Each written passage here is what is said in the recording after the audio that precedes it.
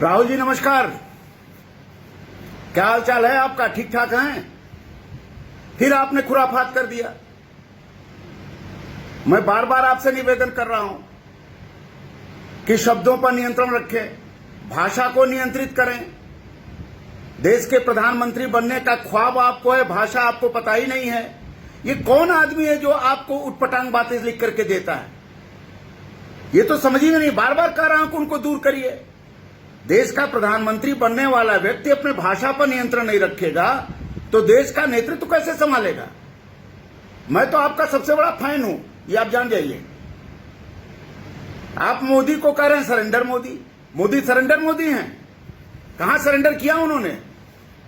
कहीं तो सरेंडर नहीं किया। सरेंडर तो आपने किया है। 2014 में सरेंडर किया, 2019 में सरेंडर किया, 1962 में सरेंडर किया। लगातार सरेंडर की प्रक्रिया आपकी चलती है और आप सरेंडर मोदी बोल रहे हैं। मैं आपको यह नहीं कह रहा हूं कि आप जो है चीनी गांधी हैं, मैं नहीं कह रहा हूं। मैं आपको यह भी नहीं कह रहा कि आप गद्दार गांधी हैं, मैं नहीं कह रहा हूं। मैं आपको यह नहीं कह रहा हूं कि आप लफंडूस गांधी हैं, ये मैं नहीं कह रहा हूं। मैं आपको यह नहीं कह रहा हूं कि आप पप्पू गांधी हैं, मैं भी नहीं कह रहा हूं। लोग कह रहे हैं और ये आपको अच्छा लगता है। ये आपको अच्छा लगता है कि आपको कोई गद्दार गांधी कहे, आपको कोई चीनी गांधी कहे, आपको कोई लफंडूस गांधी कहे, आपको कोई पप्पू गांधी कहे, ये आपको अच्छा लगता है। और देश का प्रधानमंत्री बनने का ख्वाब आप देख रहे हैं। गजब आदमी है आप। मैंने तो बार बार आपसे कहा कि आपको राजनीति नहीं आती। कम से कम 10 बार आपको कहा कि राजनीति आपको एकदम नहीं आती। ककहरा भी राजनीति का आप नहीं जानते। लेकिन राजनीति सीखिए। देश चलाना है तो राजनीति को सीखना चाहिए आपको। प्रधानमंत्री नरेंद्र मोदी केवल व्यक्ति नहीं है। प्रधानमंत्री नरेंद्र मोदी भारत की अस्मिता के प्रतीक हैं। प्रधानमंत्री नरेंद्र मोदी 130 करोड़ जनता के द्वारा चुने जाने के बाद प्रधानमंत्री बने। ये तो आपको पता ही है। संसद के सर्वोच्च नेता हैं।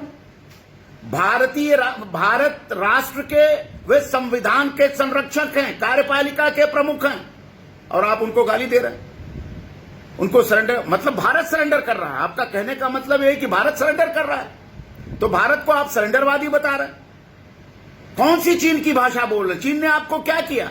मुझे मालूम है कि आपने चीन के समझौते हैं, मुझे यह पता है कि आपके चीन में MOU है, यह सब चीज है, कोई बात नहीं। लेकिन कम से कम भारत के साथ तो खड़े रहिए। भारत की सेना के साथ तो खड़े रहिए। भारत की सेना पर आप लांछन लगा रहे हैं कि भारत की सेना सरेंडर कर। युद्ध बॉर्डर पर जो झगड़े हुए, वो झगड़े नरेंद्र मोदी ने नहीं किया, वो झगड़े भारतीय सेना ने किया। भारतीय सेना और चीनी सेना के बीच में झड़प हुई, तो सरेंडर किसको करने को कर रहे हैं? मोदी को। सरेंडर तो भारतीय सेना करेगी, या जीतेगी या हारेगी। तो आप भारतीय सेना पर लांछन लगा रहे हैं। वही भारतीय सेना है जिसने आपकी इंदिरा जी की अगुवाई में पाकिस्तान के 2 टुकड़े कर दिए थे। वही भारतीय सेना है। वही भारतीय सेना है जो कश्मीर में आतंकवादियों को जड़ से उखाड़ के फेंक रही है। वही भारतीय सेना है। वही भारतीय सेना है जो आपके परदाता पंडित जवाहरलाल नेहरू को 1962 में अंतिम समय में लाज बचाने का काम किया था। वही भारतीय सेना है। अब 1962 की भारतीय सेना, 2020 की भारतीय सेना में बहुत अंतर है, ये जान जाइए। और दूसरी बात यह कि आपको सरकार क्यों सब चीज बताए? आप विपक्ष के नेता भी नहीं है। आपकी पार्टी उस लायक नहीं कि संसद में विपक्ष का नेता हासिल कर सके, और आप सब जानना चाहते। आपको ये समझ में आ रहा है? नहीं समझ में आ रहा है। राहुल जी, देश की राजनीति बदल चुकी है। देश राष्ट्रवाद के वर्ज पर खड़ा है। राष्ट्र के खिलाफ जो बोलेगा उसका सफाया होगा, ये भी देश की जनता बता रही है। पुलवामा कांड में आपने देखा था। आप जितने नरेंद्र मोदी को गाली देंगे उतना ही नरेंद्र मोदी मजबूत होंगे, ये देश ने बता भी दिया है। फिर भी आपको समझ नहीं आया। आपने कभी चोर कह दिया, कभी नपुंसक कह दिया, कभी सरेंडर गांधी कह दिया। आप तो खुद सरेंडर गांधी हैं, लगातार सरेंडर कर रहे हैं। और देश के 140 वर्ष पुरानी कांग्रेस को नष्ट करने पर आप तुले हुए हैं। मैं सोनिया माता जी से निवेदन करना चाहता हूं कि कृपा करके अगर कांग्रेस को जीवित रखना है तो कोई दूसरा नेता तलाश करें। ये राहुल गांधी के बस की कांग्रेस नहीं है। हम लोगों को बहुत कष्ट है, हम उनके संसदीय क्षेत्र के लोग हैं। आपने उनको सरेंडर करने की, सरेंडर मोदी की बात की, तो इसका मतलब उनका पूरा संसदीय क्षेत्र सरेंडर कर गया। बनारसी सरेंडर नहीं करता, बनारसी लड़ता है, बनारसी भिड़ता है। और बनारस ने 2 बार 2014, 2019 में आपको पटकनी दी है कि जमानत भी जब्त हो गई आपकी। इसलिए मेरा फिर निवेदन है आपसे, राहुल जी, फिर निवेदन है, हाथ जोड़ के निवेदन है कि भाषा पर नियंत्रण रखें, भाषा पर नियंत्रण रखें। कौन सा झगड़ा है नरेंद्र मोदी से आपका? आपको नरेंद्र मोदी ने कभी गाली दी क्या? आपको नरेंद्र मोदी ने कोई अपशब्द बोला क्या? संसद में आप उनके गले पड़ते हैं, आप बाहर निकल के गाली देते हैं। कौन सा दोगलापन है? ये दोहरापन ठीक नहीं है देश के लिए ना।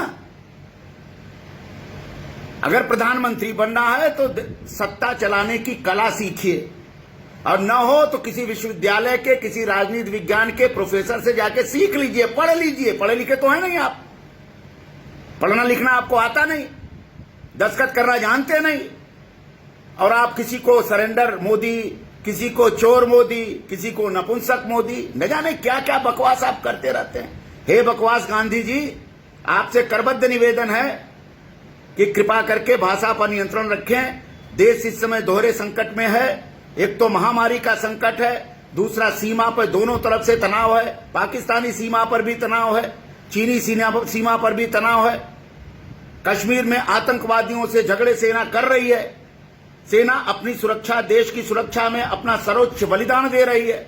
परिवार का परिवार देश के लिए बलिदान हो रहा है, और आप देश की सेना के बलिदान पर आपकी थोड़ी सी भी दृष्टि नहीं है। आपने एक बार भी, राहुल जी, एक बार भी आपने भारतीय सेना के बहादुर जाबाज बलिदानियों की प्रशंसा नहीं की है। यह पूरा देश आपको देख रहा है। एक बार तो मुंह खोल दीजिए कि जिस मां का बेटा भारत माता के चरणों में कुर्बान हो रहा है, जिस बहन का भाई भारत माता के चरणों में कुर्बान हो रहा है, उसकी पीड़ा को भी तो समझिए राहुल जी। इससे सत्ता आपको नहीं मिलेगी। लिख लीजिए,